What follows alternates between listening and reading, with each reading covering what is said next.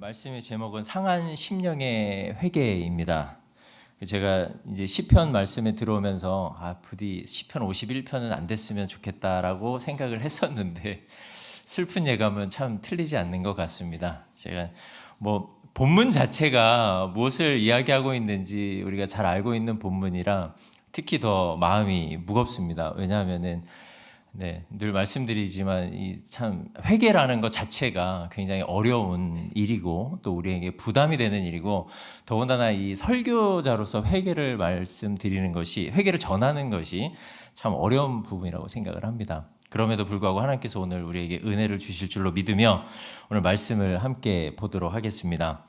우리 사랑하는 성도 여러분, 성령 충만하시고 하나님의 은혜를 온전히 누리시기를 바라겠습니다. 그리고 여러분께서 지금 현재 기도하고 계시는 모든 기도의 제목들이 다 응답되는 줄로 믿습니다. 그리고 우리 자녀를 가지신 우리 부모님들께서는 자녀가 정말 솔로몬의 지혜를 담고 또 다윗의 믿음을 따라 훌륭한 하나님의 자녀가 될 줄로 믿습니다. 아멘. 그리고 하시는 모든 사업 가운데에도 하늘의 복과 땅의 기름진 신령한 복들이 여러분들에게 임할 줄로 믿습니다. 아멘. 마지막입니다. 뭘 말씀할 것 같은지 예감이 오시죠? 여러분, 사랑하는 성도 여러분, 회개하십시오. 아무도 아멘을 안 하시네요. 회개하시라고 하니까 아무도 아멘을 안 하십니다. 예, 기분이 언짢으신 건 아니시죠? 네, 반응이 없으니까 기분이 언짢으신 걸로 제가. 우리는 대부분 그렇습니다. 우리에게 어떤 내가 원하는 아주 선한 것, 나에게 가장 선한 것, 제 기준에서 선한 것을 이제 빌어주고 그것을 위해서 기도한다면 아멘이 저절로 나오는 것 같습니다. 심지어는 이런 비유도 있습니다. 자녀가 하나님을 잘 믿기 원하는지 아니면 좋은 대학에 가는 걸 원하는지.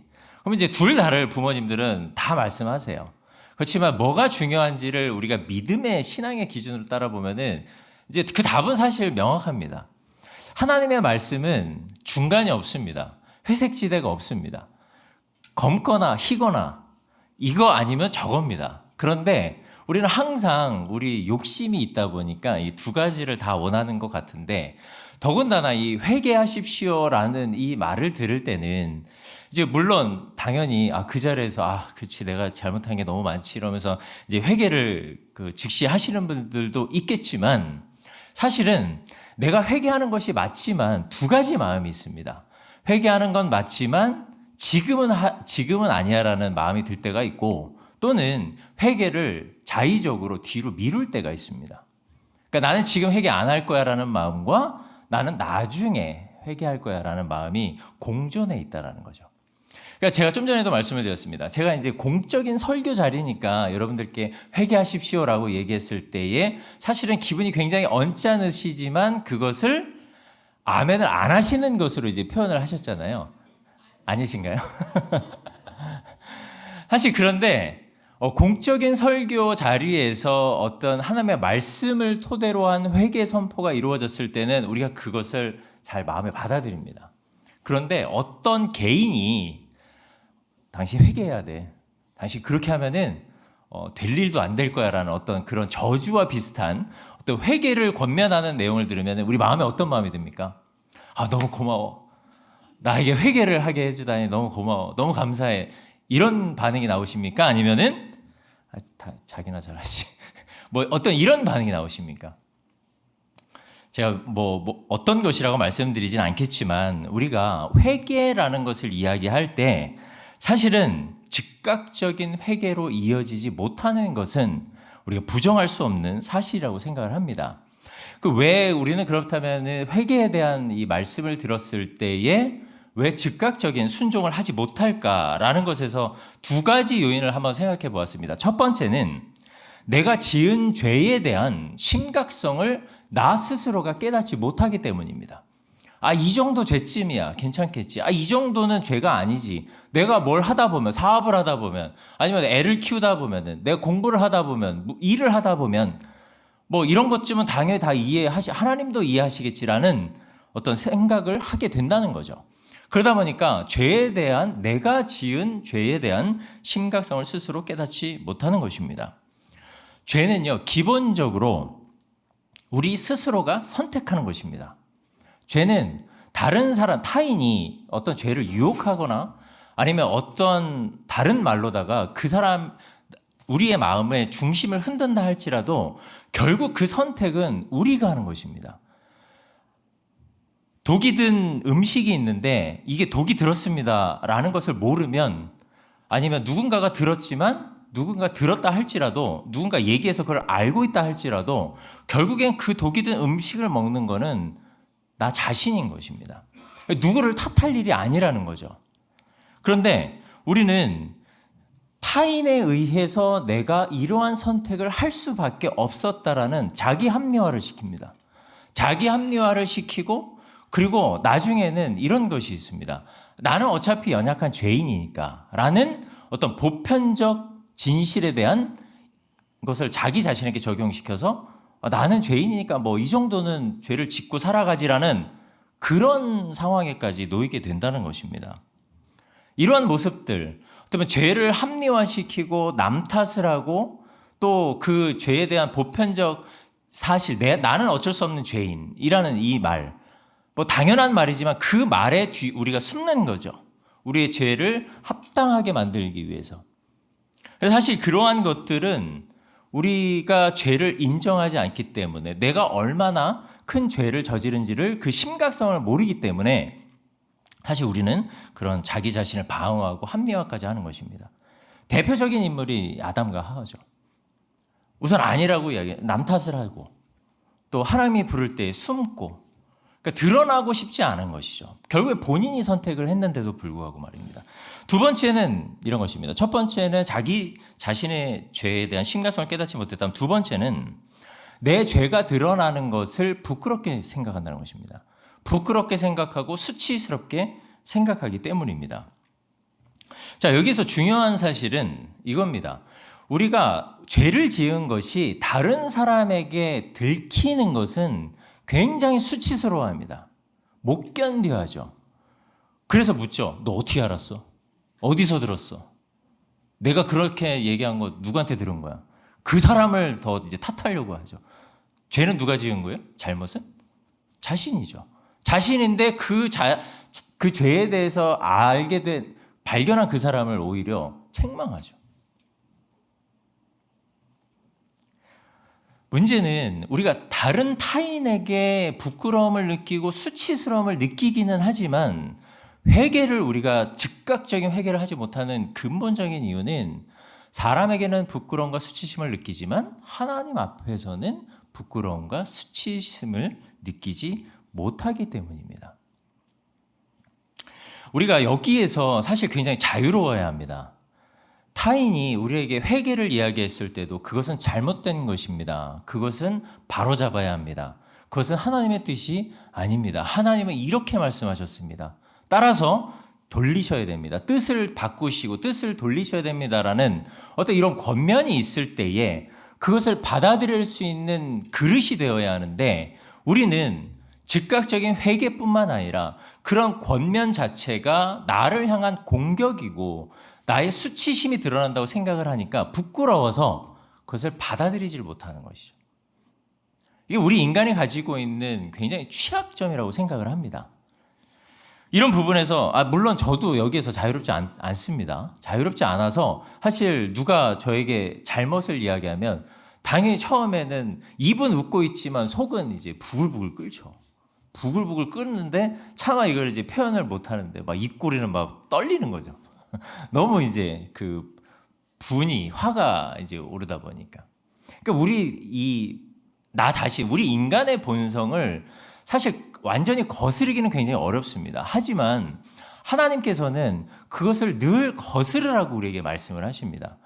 오늘 본문은 우리에게 그것을 알려주고 있습니다. 시편 51편 이 본문은 우리가 지은 죄, 이것을 피하고 싶고 그리고 인정하고 싶지 않지만 이 시편 51편은 우리의 죄를 인정하고 그것을 가지고 하나님 앞에 나아가라고 우리에게 권면하고 있는 아주 중요한 본문입니다. 오늘 시편 51편의 본문의 내용, 그 배경이 사무엘하 12장의 말씀이라는 것을 우리가 잘 알고 있습니다. 다 아시는 내용이겠지만 다시 요약을 해보면 이렇습니다. 이 상황을 우리가 조금 생각을 해보면 이렇습니다. 다윗은 당시에 왕이었습니다. 다윗이 왕이었는데 나단 선지자가 찾아와서 왕에게, 다윗에게 이제 비유를 들어서 이야기를 하죠. 부한 자와 가난한 자. 부한 자에게 행이 찾아옵니다. 그 사람을 그냥 돌려보낼 수 없어서 자기가 가지고 있는 가축 중에 잡아서 그를 대접을 해야 합니다. 그런데 부자가 가지고 있는 것이 너무 아까운 거예요. 그래서 가난한 사람이 가지고 있었던 재물을 잡아다가 그 사람에게 건네줍니다. 이 말을 들은 다윗, 자기를 얘기하는지 모르고 그 다윗이 이렇게 이야기를 하죠. 여호와의 살아계심을 두고 내가 맹세하는데 그 사람은 마땅히 죽을 자라. 그리고 네 배나 변상해 주어야 된다라는 이야기를 합니다. 그러자 나단 선지자가 이야기하죠. 그 사람이 바로 당신입니다. 당신이 죽어 마땅한 자입니다라는 이야기를 합니다. 사실은 다윗 이 상황을 보면요, 다윗에게 왕에게 선지자가 찾아와서 그런 이야기를 했던 그 상황도 사실은 다윗으로서 분노를 느낄 수 있는데, 사실 분노를 느낄 수 있는 포인트는 그 다음입니다. 뭐냐면 나단 선지자가 당신이 그 죽을 자입니다라는 것으로 끝냈을까요? 그렇지 않죠. 당신의 집안에서 나는 자손들에게까지도 이런 재앙들이 임할 것이라는 이야기를 합니다. 사실 우리가 그렇죠. 가족은 건들지 말라는 이야기가 있잖아요. 나를 욕해도 괜찮긴 한데 가족은 건들지 말라라는 말이 있는데, 나단 선지자는 지금 가족까지 건드린 겁니다. 그러니까 다윗은 사실 이 상황에서 분노를 느낄 수밖에 없는 그런 상황이었습니다. 그러자 다윗의 행동, 당연히 우리가 예상했던 대로 그런 우리의 본능대로 화가 나고 그 나단 선지자를 어떻게 다른 극악무도한 왕처럼 그렇게 죽이던지 아니면은 진짜 어떤 감옥에 가두던지 했어야 되는데, 다윗은 아주 우리가 본받아야 할 그런 모습을 보여줍니다. 사무엘하 12장 13절 상반절에 보시면은 다윗은 이렇게 얘기합니다. 다윗이 나단에게 이르되 내가 여호와께 죄를 범하였노라. 자신에게 회개를 촉구하는 나단 선지자의 권면을 듣자마자 다윗은 자신의 상황이 이렇고 저렇고 내가 이래서 이렇게 했었고 나는 어쩔 수 없었어라는 핑계를 대지 않았습니다. 심지어 자신이 저지른 죄에 대한 정당성조차도 피력하지 않았습니다. 그는 즉시 자신의 죄를 회개했었습니다. 그리고 그 자신의 죄를 하나님 앞에 고백한 이후에 지은 시가 바로 이 시편 51편입니다.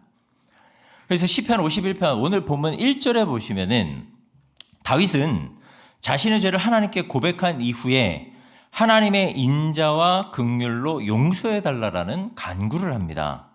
특히 다윗은 내 죄악을 지워주소서, 1절입니다. 내 죄악을 지워주소서라는 이 간구에서 자신이 하나님 앞에서 지은 모든 죄에 대한 기록이 흔적도 없이 지워지기를 바라는 그런 간구를 하고 있습니다. 그러니까 다윗이 자신이 지은 죄가 얼마나 큰 죄인지를 알았기 때문에 하나님께 이런 기도를 드렸던 것입니다. 나의 죄가 하나님 앞에서 지워지기를 원합니다. 어떻게 해요? 흔적도 없이 지워지기를 원합니다라는 간구를 할 수 있었던 거죠. 그런데 다윗은 그것으로 부족한지 2절에서 또 고백을 합니다. 나의 죄악을 말갛게 씻으시며 나의 죄를 깨끗이 제하소서. 물론 나의 죄악을 말갛게 씻으시고 나의 죄를 깨끗이 제하소서라는 말 다 비슷비슷한 말입니다. 그런데 여기에서 말갛게라는 단어의 히브리어 원어를 찾아보면은 이 원어 자체가 여러 번, 계속, 많이, 철저하게 이런 의미를 가지고 있습니다. 그러니까 나의 죄악을 여러 번 계속해서 흔적도 남지 않을 정도로 그렇게 씻어주시고 제해주시고 철저하게 지워달라라는 다윗의 간절함이 묻어있는 간구였던 것입니다.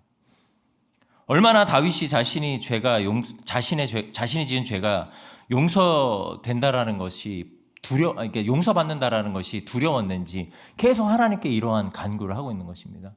내 죄를 지워주시고 내 죄가 맑게 지워주시고 또 나의 죄를 깨끗이 제해달라는 이런 간구를 하고 있는 것이죠. 또한 나의 죄를 깨끗이 제하소서라는 말은 말 그대로 그렇습니다. 더러운 빨래를 세탁했을 때의 그 이물질이 깨끗하게 지워지는 것처럼 자신의 죄가 그렇게 또 지워지기를 원한다라는 간구를 하고 있습니다. 1절, 2절, 이 1절, 2절 이 두 구절만 봐도 지금 사실 다윗은 하나님 앞에 얼마나 부끄럽고 수치스러움을 느끼고 있는지 우리가 알 수가 있습니다. 왜냐하면 다윗이 그 감정을 느끼지 못했다면은 반복적으로 하나님께 이렇게 자기 자신의 죄를 드러내면서까지 용서를 구하지는 못했을 것이기 때문입니다. 그리고 다윗은 자신의 죄를 철저하게 그리고 완전히 용서받고 싶어하는 간절함이 있었습니다. 우리가 죄를 지으면 사실 이런 죄책감에 사로잡히게 됩니다. 그리고 이 죄책감에서 벗어나는 유일한 방법은 자신의 죄를 하나님 앞으로 가져가서 고백하는 것입니다. 그러니까 우리가 우리의 죄를 고백한다라는 거, 실제적으로 우리가 많은 죄를 짓는지 아니면 그렇게 많은 죄를 짓지 않는 것인지 우리는 알 수 없습니다. 알 수도 있겠지만 대부분의 우리 죄를 우리가 인지하지 못하고 인식하지 못하고 우리가 죄를 짓고 살아가게 되는데 하나님께서는 우리가 어떤 죄악을 저지른지 다 알고 계시다라는 것입니다. 근데 어느 날 그럴 때 있지 않습니까? 내가 지은 죄가 이건데 그 죄에 대한 회개를 하기 시작을 하면은 그 다음부터 이전에 지었던 모든 죄들이 다 기억나는 그런 경험들 있지 않으신가요? 진짜 그 생각나지 않았던 죄까지도 하나님께서는 다 기억하게 하셔서 그 죄에 대한 철저한 고백, 그거를 하나님께서는 반드시 들으려고 하신다라는 사실입니다. 그만큼 하나님께서는 이 죄에 대한 고백을 굉장히 중요하게 여기신다라는 사실입니다.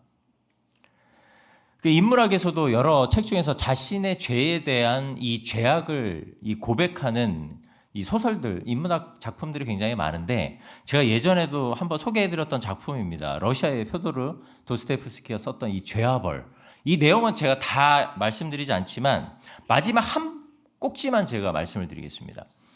이 도스토옙스키가 쓴 이 죄와 벌의 이 내용에서 주인공이 라스콜리니코프인데 이 라스콜리니코프가 도박빚 때문에 자기 빚이 늘어나니까 전당포에서 자기 물건을 맡겨 돈을 빌리게 되죠. 그 돈을 빌린 돈을 갚아야 되는데 빚이 점점 늘어납니다. 근데 가만 보니까 전당포 노파가 그 주인이 굉장히 악한 사람으로 보이는 거죠. 그래서 내가 저 주인을 죽여야 되겠다. 그리고 정의를 세우고 바로잡아야 되겠다라는 이 망상에 사로잡히게 됩니다.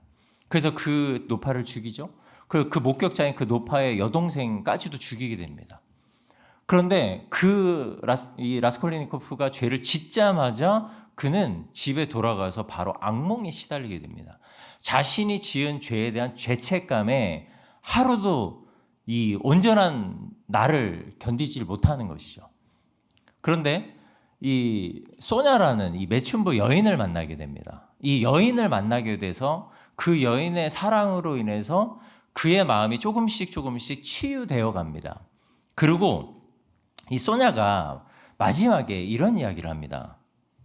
그러니까 이 라스콜리니코프가 소냐에 의해서 자기의 마음이 그 망상에서 조금씩 깨어나는 거죠. 내가 무슨 죄를 저질렀는지를 점점 깨닫게 되는 겁니다. 점점 깨닫게 되면서 실제적으로 내가 그 노파를 죽인 당사자다라는 것을 이야기를 하게 되는데 나중에 그래서 이 라스콜리니코프는 차라리 빨리 내가 잡혀갔으면 좋겠다라는 고백까지 하게 됩니다. 그러니까 빨리 이 죄책감에서 벗어나고 싶은 것이죠. 내가 정당한 내 죄값을 치르고 이 죄책감에서 나는 사라지고 싶다라는 이야기까지 하게 됩니다. 그만큼 죄책감은 굉장히 무서운 것이고 우리를 파멸시키는 것인데 이 마지막 꼭지에 이 도스토옙스키가 그의 마음을 표현하는 이 말이 굉장히 인상 깊었고 저에게도 굉장히 도전이 됐었던 말인데 우리가 죄를 고백하는 것은 곧 파멸의 순간에 있는 나 자신을 살리는 것이다 라는 말을 하게 됩니다.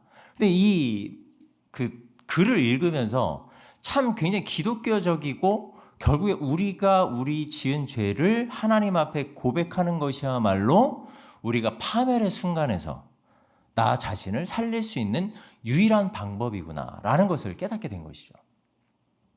우리 그리스도인도 마찬가지입니다. 우리가 죄를 지으면 굉장히 마음이 불편하시죠. 마음이 너무 괴롭고요. 막 잠을 못 이룰 정도로 사실은 일상생활이 힘듭니다. 그러니까 아침에 누군가에게 싫은 소리 한마디 하면은 하루가 어떻습니까? 진짜 하루가 다 그냥 막 망가지는 것 같은 그런 느낌이 들 정도로 내가 누군가에게 상처가 되는 말을 하면은 그때부터 이제 죄책감이 사로잡히게 되는 것이죠. 하지만 죄를 깨달은 사람은 그 죄책감을 견디지 못하기 때문에 하나님 앞에 가져갑니다. 이 죄책감을 하나님 앞에, 그리고 내가 얼마나 큰 죄를 지었는지 고백을 하게 됩니다. 내가 얼마나 극악무도한 죄인인지, 그리고 내가 지은 죄가 하나님 앞에서 얼마나 큰 죄악이었는지를 하나님 앞에 고백하게 된다는 것이죠. 이것을 다윗은 오늘 본문 3절에서 6절에서 이렇게 이야기를 합니다. 우리 3절에서 6절 말씀을 함께 읽어보도록 하겠습니다. 우리 3절에서 6절 함께 읽습니다. 시작. 무릇 나는 내 죄가를 아오니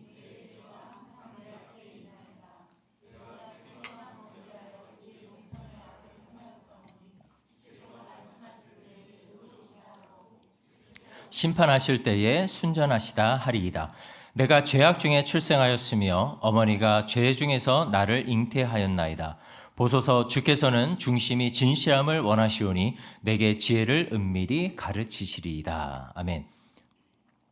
무슨 말씀이십니까? 지금 자기 자신이 하나님 앞에서 어떠한 죄를 범했는지를 누구보다 이제 자기 자신이 제일 잘 알게 되었다라는 것입니다. 이런 거죠.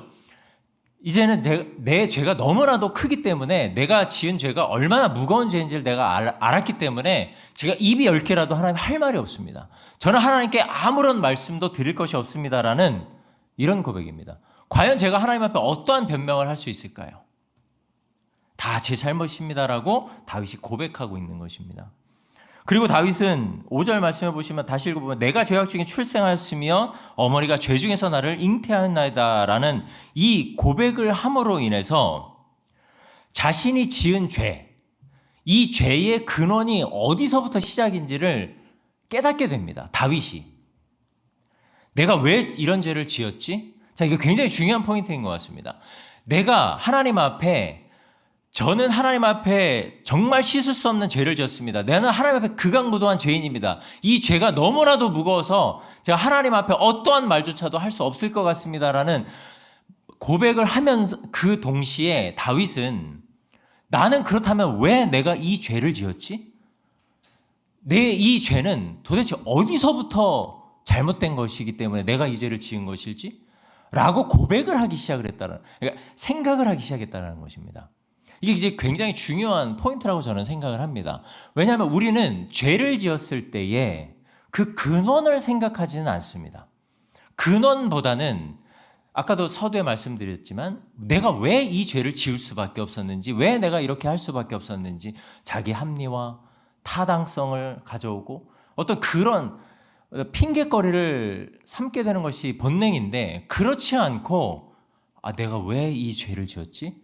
무엇 때문에, 나의 연약함이 무엇이기 때문에 이런 죄를 지었지라는 그 근원을 생각해 보게 되었다는 것입니다.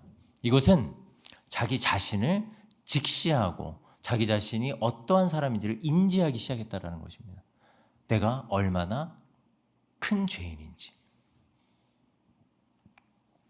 이처럼 자기의 이 죄를 가지고 하나님 앞에 나가는 자는 최소한입니다. 아주 최소한 내가 어떠한 죄인이고 내가 무엇 때문에 이러한 죄를 지었는지는 우리가 깨달을 수 있게 된다는 사실입니다. 이어서 10절에서 19절 말씀해 보시면은 다윗이 이 죄에 대한 용서, 이 죄 용서에 대한 기도에서 그는 그치지 않았습니다. 하나님 저를 용서해 주시고 저의 죄를 용서해 주시고 다 깨끗하게 도말하여 주시고 온전케 해달라는 기도에서 끝나지 않고 그는 정결한 마음과 성령님께서 인도하시는 삶을 구하는 기도와 함께 그 나의 죄를 용서하신 하나님을 찬양하고 한없는 긍휼을 베푸신 그 하나님을 후대에게, 백성들에게 가르치겠다라는 서원을 하게 됩니다. 이 10절에서 12절을 그중에서 우리가 다시 한번 보시면은 다윗이 이렇게 고백합니다. 하나님이여 내 속에 정한 마음을 창조하시고 내 안에 정직한 영을 새롭게 하소서. 나를 주 앞에서 쫓아내지 마시며 주의 성령을 내게서 거두지 마소서. 주의 구원의 즐거움을 내게 회복시켜 주시고 자원하는 심령을 주사 나를 붙드소서. 아멘. 다윗은 하나님께 자신의 죄를 철저하게 고백하고 이렇게 간청합니다. 자신의 마음과 영이 정직한 영으로 새롭게 되어지기를 간구하고 있습니다. 여기서 다윗이 다시 정직한 영을 새롭게 해달라는 것은 자신이 완전한 새로운 사람이 되기를 원한다라는 고백입니다. 그런데 다윗이 이렇게 간절히 기도한 이유를 그 다음 구절을 보시면은 이 이유 때문입니다. 우리 11절 말씀을 함께 읽겠습니다. 시작. 나를 주 앞에서 쫓아내지 마시며 주의 성령을 내게서 거두지 마소서. 아멘. 다윗이 나의 마음과 나의 영이 정직한 영으로 다시 완전히 새롭게 되어지기를 원했습니다. 그 이유는 이것 때문입니다. 다윗은 자신의 죄로 인해서 하나님과의 영적 단절, 이것을 굉장히 두려워했었던 것입니다. 결국 하나님과 내가 단절이 된다라는 것, 하나님과 내가 멀어진다라는 것은 나 스스로가 파멸되어 가고 있다라는 것을 다윗 스스로가 깨달은 것입니다. 사랑하는 성도 여러분, 우리가 지은 죄 때문에 내 영혼이 파멸되어 가고 있다라는 것까지 우리가 그렇게 심각하게 생각을 하시는지요? 그렇게 생각하십니까? 어떠세요? 우리가 지은 우리의 죄는 사실 다윗이 고백한 것처럼 똑같습니다. 하나님과의 단절이 시작되는 것이고 그 단절 때문에 그냥 내가 은혜가 없어지고 하는 그런 정도가 아니라 우리의 영혼이 점점 파멸되어 간다는 사실입니다. 그러니까 우리가 지은 죄로 인해서, 내가 지은 죄로 인해서 나 스스로가 하나님 앞에서 점점 파멸되어 가고 있다라는 그 두려움까지도 우리가 느낄 수 있는 그 정도가 되어야만 하나님 앞에 올려드린 회개가 얼마나 중요한지, 그리고 하나님께서 그 기도를 들으셔서 용서해 주신 그 은혜가 얼마나 큰지를 우리가 깨달을 수 있게 된다는 사실입니다. 우리가 이것을 먼저 경험하지 않았습니까? 언제일까요? 맨 처음에 예수 그리스도를 고백했을 때, 바로 그때입니다. 그때의 그 은혜 얼마나 컸었습니까? 내가 얼마나 죄인인지. 다윗은 그것을 지금 두려워했었던 것입니다. 하나님과 내가 멀어지고 단절될까 봐. 그래서 다윗은 이 기도를 드릴 수밖에 없었던 것입니다. 아울러 12절에 보시면은 다윗 자신의 죄가 도말되고 하나님과 지속적으로 교제하며 성령이 자신에게서 떠나지 않아 다시금 하나님께서 구원의 은혜를 회복시켜 주시고 그 기쁨을 누릴 수 있도록 해 주신다면, 그리고 그렇게 해 주셔야만 하나님께서 그렇게 해 주시기를 원하는 그 간절함을 하나님 앞에 고백함과 동시에 하나님께서 그 은혜를 베풀어 주신다면은 이제 내가 왕으로서 나의 역할을 기쁨으로 감당할 수 있겠습니다라는 고백을 하나님께 동시에 하고 있습니다. 그래서 그 은혜를 주신다면 이제 다윗은 13절에서 17절대로 이제 서원을 하는 것이죠. 13절에서 우리 17절 같이 함께 읽어보도록 하겠습니다. 시작. 그리하면 내가 범죄자에게 주의 도를 가르치리니 죄인들이 주께 돌아오리이다. 하나님이여 나의 구원의 하나님이여 피 흘린 죄에서 주여 내 입술을 열어주소서. 내 입이 주를 찬송하여 전파하리이다. 주께서는 제사를 기뻐하지 아니하시나니 그렇지 아니하면 내가 드렸을 것이라. 주는 번제를 기뻐하지 아니하시나이다. 하나님께서 구하시는 제사는 상한 심령이라. 하나님이여 상하고 통하여하는 마음을 주께서 멸시하지 아니하시리이다. 아멘. 다윗은 이렇게 하겠다라는, 하나님께서 용서해 주신다면 제가 이렇게 하겠다라는 고백을 합니다. 그런데 여기에는 일반적인 찬양이 아닌 두 가지 서원을 다윗은 지금 하나님께 하고 있는 것을 우리가 볼 수 있는데요. 첫 번째는 13절에 보시면은 악인들에게 주의 도를 가르치겠다라는 서원을 하게 됩니다. 다윗은 자신이 하나님께 범죄한 자신의 경험을 토대로 하나님의 도를 범죄한 자들에게 가르치겠다라고 서원한 것인데, 여기서 다윗이 참 대단하다라고 느낀 포인트가 있습니다. 다윗이 그렇게 악인들에게 주의 도를 가르치기 위해서는 선행돼야 될 것이 있거든요. 뭘까요? 뭐라고 생각하십니까? 자기 죄가 용서를 받아야 되는 거예요. 그러니까 다윗은 하나님 앞에 정당성을 지금, 그러니까 이게 어떻게 보면은 마치 딜 같은 느낌일 수도 있겠지만 그런 개념이 아니라, 하나님께서 나의 마음에 주신 이 감동과 내가 얼마나 이 정말 비참한 죄인인지를 깨닫게 하신 것을 나에게 경험케 하셨으니, 하나님, 나에게 하나님께서 내 죄를 용서해 주셔서 제가 이것을 전하겠습니다, 가르치겠습니다라는 서원을 한 것입니다. 근데 제가 여기에서 이제 대단하다고 느낀 포인트가 바로 이것입니다. 그의 죄가 다윗은 얼마나 크고 무겁게 느꼈을 것인가라는 이 사실입니다. 다윗은 이것을 굉장히 크고 무겁게 느꼈었기 때문에 다시금 또 하나님께 내가 이것을 하기 위해서 하나님 저를 반드시 용서해 주셔야 합니다라는 고백을 또 하고 있는 것입니다. 그래서 다윗은 14절에 다시 한번 하나님께, 하나님이여, 나의 구원의 하나님이여 라고 하나님을 부르면서 자신을 죽음에 이르지 말게 하시고 구원하셔서 나의 혀가 하나님을 온전히 찬송하게 해달라는 간구를 하고 있는 것입니다. 우리가 배워야 하고 우리가 도전받아야 할 부분은 이 포인트인 것 같습니다. 내 죄를 끝까지 하나님 앞에 고백하고 어떻게 해서든 용서받기 위한 처절함, 우리에게도 이런 처절함이 있어야 할 줄로 믿습니다. 우리가 지은 죄가 얼마나 큰지를 우리 스스로가 깨닫고 그것을 하나님 앞에 고백하고 이것이 하나님 앞에 죄 용서함 받기 위해서 처절하게 하나님을 붙들어야 하는 다윗의 모습, 이것을 우리가 반드시 본받아야 할 부분이라고 생각을 합니다. 두 번째는 15절입니다. 15절에 보면은 이렇게 두 번째로 서원을 합니다. 자신의 입으로 하나님을 찬양하는 것을 전파할 수 있도록 입술을 열어달라고 간구하는 것입니다. 이는 아직도 이렇게 기도를 하면, 그러니까 인간적으로 생각을 해보면요, 이 정도 기도하면 눈물 좀 쏟았을 것이고, 이 정도 기도하면 어느 정도 이제 하나님이 나를 용서해 주셨을 것이다 라고 아마 느꼈을 것 같아요. 그렇지 않을까요? 분위기가 너무 경직되어 있는 것 같아서 회개라는 부분이 이야기하면 할수록 그렇습니다. 저도 참 지금 사실 다리가 떨리고요. 사실 그렇습니다. 하나님이 저를 어떻게 보고 계실까? 참, 그래서 진짜 그렇습니다. 지금 입이 바짝바짝 마르고, 제가 물을 잘 안 마시는데 설교하면서 지금 벌써 2번이나 마신 거 보면은 저도 지금 상당히 지금 하나님 앞에서 너무 그렇습니다. 다윗은 아직도 자신이 이 저지른 죄가 하나님 앞에 해결받지 못했다라는 사실을 인지하고 있습니다. 이렇게 기도하고 있지만, 이렇게 하나님 앞에 간구하고 있지만 나는 여전히 죄 용서만 받지 못한 상태.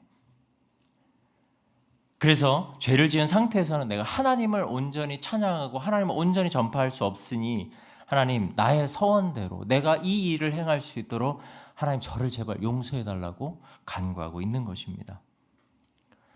마지막으로 19절에서는 자신의 죄의 용서와 회복에 대한 간구에서 이제 시온과 예루살렘, 즉 예루살렘 전체죠.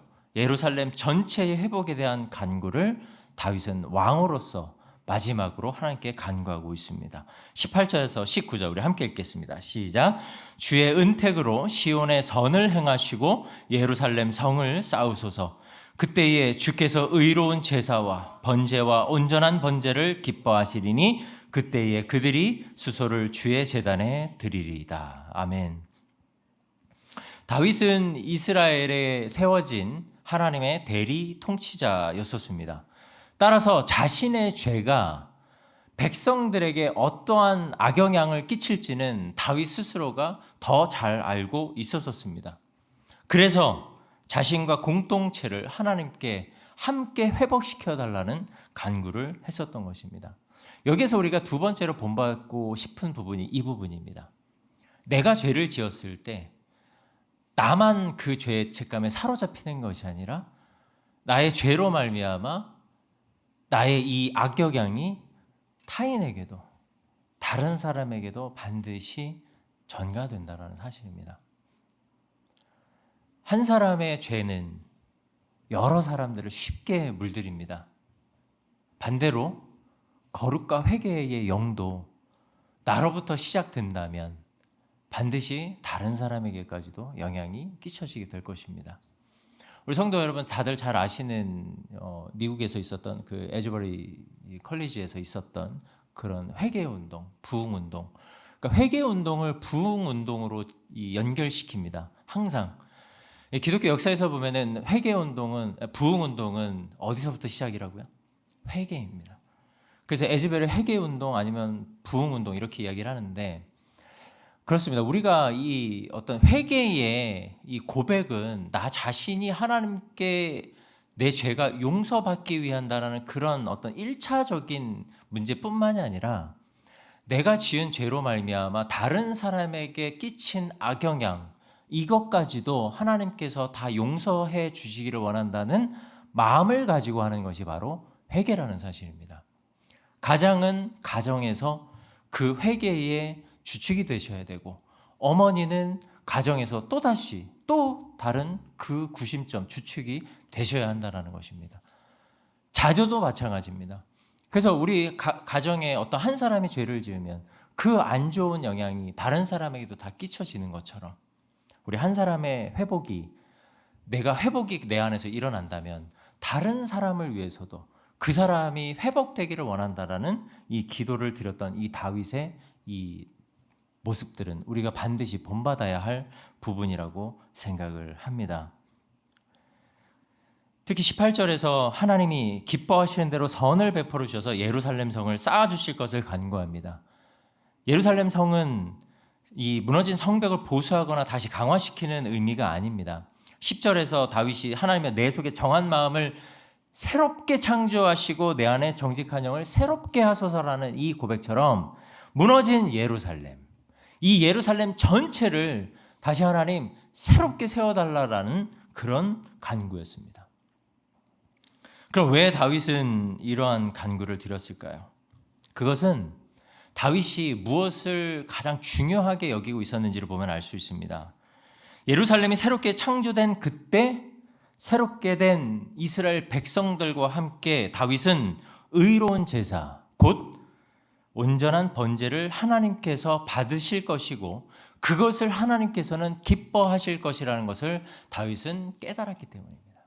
그래서 그때 하나님이 기뻐하실 것을 위해서 나의 마음과 나의 정직한 영이 새롭게 되고 정한 마음을 주셨고 나뿐만 아니라 우리 예루살렘 전체가 다시 그렇게 새롭게 되어서 그렇게 드리는 번제, 그 예배를 하나님께서 기쁘게 받을 것이라는 것을 다윗은 알았기 때문에 이렇게 고백을 했던 것입니다. 그리고 마지막에 다윗이 고백을 하죠. 그때에 제단에 수소를 내가 드릴 것입니다. 다윗은 이렇게 서원하고 이렇게 다짐을 했습니다. 사랑하는 성도 여러분, 우리가 이 말씀을 통해서 이 사실이 오늘날 우리에게도 동일하게 적용이 된다는 사실 우리는 절대로 잊으면 안 될 것 같습니다. 개인이 죄를 지어 하나님과 온전한 관계가 차단되면 그 영향은 가정과 공동체에 영향을 끼치게 되어 있습니다. 그래서 가장 중요한 하나님이 받으시기에 합당한 다윗이 가장 중요하게 여긴 것이 무엇이라고 말씀드렸습니까? 예배죠. 예배. 그러니까 궁극적으로는 그것을 드리기 위함이죠. 그 예배를 드리기 위해서 나의 마음도 우리 예루살렘 전체 백성들도 우리는 하나님께서 새롭게 창조해 주셔야 됩니다. 그래야 우리의 예배가 살아날 것이고 내가 그때 비로소 하나님이 기뻐하시는 수소를 제물을 하나님께 올려드릴 수 있을 것입니다. 라는 이 고백을 했던 것처럼 우리도 하나님께 우리의 죄를 고백하고 그 이후에 우리 공동체가 회복되고 우리 가정이 회복되어야만 우리는 온전한 예배를 드릴 수 있게 된다라는 것, 이것을 우리는 잊지 않아야 될 것이라고 생각을 합니다. 하지만 개인이 하나님 앞에서 철저하게 회개하고 회복되면 하나님께서는 우리를 단순히 그 죄에서만 용서하시는 것뿐만 아니라 그 이전에 있었던 우리의 모든 죄악들도 다 기억나게 하시고 고백하게 하셔서 아까 말씀드린 대로 다 하나님께서는 그 죄까지도 다 용서해 주신다라는 사실입니다. 우리의 영혼이 하나님 앞에 그렇게 깨끗함 받고 정함을 받고 그렇게 새로운 영이 되어서 하나님을 예배한다면 상상만 해도 너무 기쁘고 너무 행복할 것 같습니다. 하나님께서는 그러한 예배를 받으신다라고 말씀을 하고 있는 것입니다. 따라서 오늘 말씀의 결론은 아니지만 말씀을 통해서 우리가 깨달을 수 있는 한 가지는 회개는 예배와 직결된다는 것입니다. 나의 회개는 내가 하나님 앞에 나아갈 수 있는, 그리고 하나님이 받으실 수 있는 예배를 드릴 수 있는 기준이 된다는 것, 그 시작이 된다는 것입니다. 시간이 많이 지나서 제가 그래서 우리가 예배를 드릴 때 우리 항상 먼저 회개하죠. 공예배의 주일에 요한일서 1장 9절의 말씀입니다. 만일 우리가 우리 죄를 자백하면 그는 미쁘시고 의로우사 우리 죄를 사하시며 우리를 모든 불의에서 깨끗게 하실 것이요 라는 이 고백을 담임 목사님께서 하시면 우리는 어떻게 화답합니까? 아멘이라고 화답을 하죠. 우리가 이 아멘에 담겨 있는 의미, 아까 처음에 제가 말씀드린 대로 성령 충만하시고 은혜 받으시고 하시는 모든 사업들이 진짜 형통의 대로를 얻으시고 물질 회복과 건강 회복이 모든 분들에게 임하기를 원한다는 이런 고백에 우리가 정말 진심을 담아서 아멘으로 화답했었던 것처럼 우리도 똑같은 마음으로 아멘으로 화답하고 주님 앞에 나아가야 한다라는 사실입니다. 제가 시간상 적용점 2가지만 빨리 말씀을 드리겠습니다. 제가 이정규 목사님이 쓰신 책인데 고신측 교단의 목사님이신데 좀 젊으신 목사님인데 이 목사님께서 쓰신 회개를 사랑할 수 있을까라는 책이 있습니다. 시간이 되신다면 한 번쯤 읽어보시면 되게 좋은 책인데 회개를 사랑할 수 있을까라는 이 내용은 어떤 내용이냐면 회개를 그 구원과 연결시켜서 굉장히 잘 연결시킨 중요한 책인데 제가 그 책 내용을 여기서 말씀드릴 수는 없고 그 제목이 말씀하고 있는 것처럼 우리가 회개를 참 두려워하고 아니면은 꺼려하고 아니면 이제 그렇게 좀 중요하지 않는 것처럼 아니면은 뒤에 해야 될 이제 차후로 넘기는 그런 일들을 우리가 계속해서 반복적으로 하고 수 있는데 우리가 어떻게 회개를 사랑하고 어떻게 회개를 기뻐하며 어떻게 회개를 지속적이고 반복적으로 할 수 있을까라는 이 질문 가운데에 제가 여러분들께 말씀을 드리고 싶은 것은 우리가 진정한 회개를 매일 반복해서 한다면 우리는 그 회개를 통해 우리의 예배가 살아나는 것뿐만 아니라 나라는 존재 자체가 비록 죄인 중에 태어났지만 내가 하나님의 은혜로 오늘도 살아가고 있는 존재라는 것을 깨닫게 된다는 것입니다. 그저 우리가 하나님의 은혜로 오늘도 살아갑니다라고 고백하는 것보다는 나의 죄를 먼저 고백함과 동시에 우리가 이것을 느꼈을 때에 주어지는 오늘의 삶은 훨씬 더 은혜가 커질 수밖에 없다라는 것이죠. 그래서 제가 이 오늘 말씀을 근거로 해서 회개를 통해 우리가 더 집중하고 더 간구해야 될 2가지를 말씀드리겠습니다. 첫 번째는 우리 사랑하는 성도 여러분, 하나님과 더 깊은 관계에 들어가시기를 열망하시기를 바라겠습니다. 하나님과 더 깊은 관계에 들어가려고 부단히 노력을 하실 수 있는 저와 여러분들이 되기를 간절히 소망합니다. 다윗은 자신의 죄로 하나님과의 단절, 이것을 굉장히 두려워했습니다.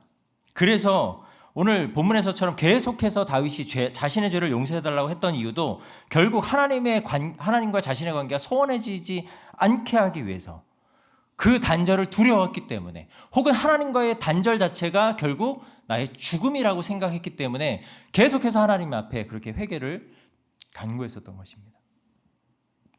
그래서 자기 마음에 정한 마음을 새롭게 창조하고 정직한 영을 새롭게 부어달라고 고백을 했던 것입니다. 우리가 이 관계가 좋은 사람들이 있는데 갑자기 관계가 소원해지신 분 있지 않으신가요? 예전에는 엄청 친했었는데 갑자기 사이가 어느 순간 안 좋아집니다. 그러면 어떠십니까? 행복하십니까? 아, 나 저 인간하고 손절했어. 아, 너무 행복해. 이러세요? 아니면 괴롭지 않으신가요? 마음이 굉장히 불편하시죠. 막 불편하고 힘들고. 그런데 우리가 하나님과 우리의 관계가 그렇게 된다면 우리도 그와 동일한, 그거보다 훨씬 더 사실은 더 처절함을 우리가 느껴야 해야만 한다라는 것입니다. 두 번째 제가 도전하고 싶은 것은 이겁니다. 하나님께서 가장 기뻐하시는 예배를 드리기 위해 할 수 있는 한, 우리가 할 수 있는 한 최선을 다해 모든 것을 다 하시기를 부탁을 드립니다. 각자 우리 성도님들 살아가시는 환경이 다르시고 각자 처한 그런 것이 다 다르기 때문에 어떤 기준을 만들기보다는 하나님이 가장 기뻐하시는 예배를 내가 내 상황에서 드리기 위해서는 내가 어떠한 노력을 해야 할까? 다윗은 자신의 죄를 고백하고 회개한 후에 하나님께 용서를 구하며 하나님과의 관계를 더 간절히 갈망하는 과정을 통해 하나님이 가장 기뻐하시는 것이 무엇인지를 깨달았습니다. 그것이 바로 예배죠. 그것이 바로 예배이고 그것을 나중에 가르치고 온 백성과 함께 하나님께 올려드리겠다라는 서원을 했습니다. 우리도 하나님께 온전한 예배, 하나님이 받으시기에 합당한 예배, 하나님이 가장 기뻐하시는 예배를 드리기 위해서 우리가 할 수 있는 한 모든 최선의 노력을 다해서 하나님이 기뻐하시는 예배를 드리실 수 있는 저와 여러분들이 될 수 있기를 간절히 소망합니다. 말씀을 마무리하도록 하겠습니다. 우리 중에 의로운 사람은 아무도 없습니다. 그래서 우리는 알게 모르게 때론 의도적이거나 아니면 의도치 않게 죄를 짓고 살아가고 있습니다. 그래서 날마다 우리는 무력감을 느끼기도 하고요. 때로는 그 죄 때문에 너무 괴로워서 좌절하기도 하고 그 슬픔 가운데 있기도 하고 또는 넘어지고 일어날 힘조차 없는 그런 상황에 놓일 때도 있습니다. 이런 우리는 우슬초로 정결하게 씻겨주시는 하나님의 특별한 자비의 은혜, 이 자비의 은혜와 하나님의 진노의 얼굴을 가리시는 하나님의 긍휼의 은혜, 이 긍휼의 은혜 없이는 단 한순간도 하나님 앞에 설 수 없는 존재라는 것, 이것을 우리가 꼭 기억을 함으로 말미암아 하나님께 반드시 회개하는 것을 매일같이 반복적으로 지속적으로 우리는 올려드려야 할 것입니다. 그런 자들이 하나님께 올려드리는 예배를 하나님께서는 기쁘게 받아주실 것입니다. 그렇지만 여기서 우리가 끝나는 것이 아니라 아까 제가 말씀드린 것처럼 우리가 하나님과 더 깊은 관계에 들어가기 위해서 부단히 노력을 하시기를 부탁을 드립니다. 우리가 하고 있는 성경 통독이 그 대안이 될 수 있고요. 그리고 각자 개인이 하고 계시는 그런 경건의 훈련이 그러실 수도 있고요. 그리고 우리의 예배가 그렇게 될 수 있습니다. 그리고 이 예배를 온전히 하나님이 기뻐하신 예배를 받으실 수 있도록 우리가 할 수 있는 한 최선을 다해서 하나님께 나아가실 수 있는 우리 온사랑의 모든 성도님들이 되실 수 있기를 간절히 소망합니다. 저와 여러분들이 함께 그러한 마음으로 나갈 수 있기를 소망합니다. 그 시작은 바로 상한 심령의 회개라는 것을 우리가 잊지 않고 오늘도 주님 앞에 우리 상한 심령을 가지고 나아갈 수 있는 저와 여러분들이 될 수 있기를 간절히 소망합니다.